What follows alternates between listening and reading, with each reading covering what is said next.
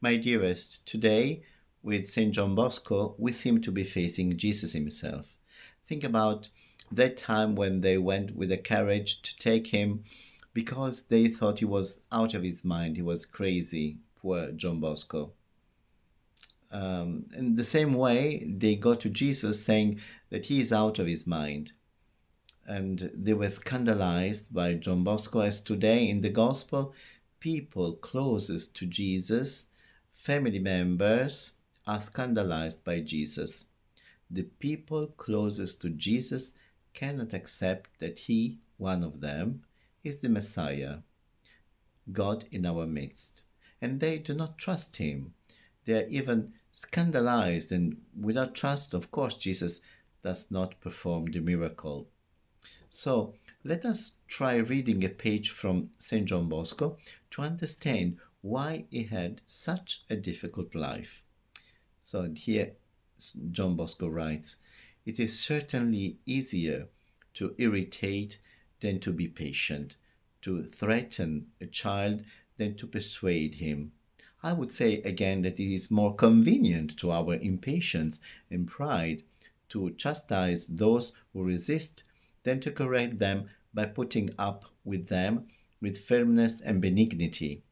The charity I commend to you is that which St. Paul employed toward the faithful or fresh converts to the Lord's religion, and which often made him weep and plead when he saw them less docile and corresponding to his zeal.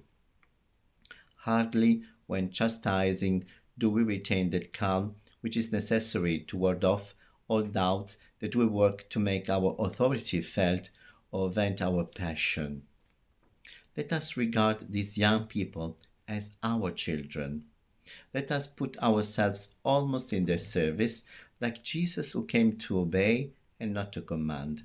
This is what Jesus did with his apostles, tolerating them in their ignorance and coarseness, in their little faithfulness, and by treating sinners with a familiarity that produced in some amazement, in others almost scandal, and in many the holy hope of obtaining forgiveness from God. He therefore told us to learn from him to be meek and humble of heart.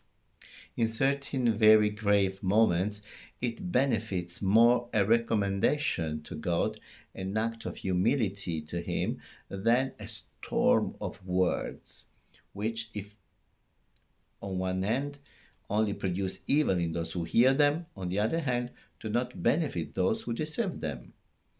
Remember that education is a thing of the heart, and that God alone is its master. And we cannot succeed in anything unless God teaches us the art of it and puts the keys in our hands.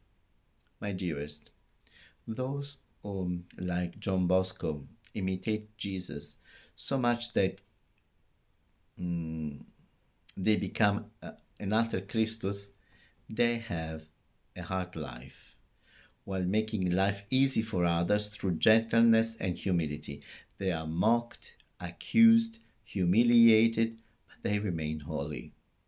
And they live on earth as in heaven. So let us be smart. Let us be like Jesus and John Bosco. Let us never be ashamed of God, and God will never be ashamed of us. And may God bless all of us, that we can find the courage to always love and forgive those who cannot make it to be meek and humble. And sorry, by the way, how many times have we failed to be meek and humble of heart ourselves? Good night. Have a nice day.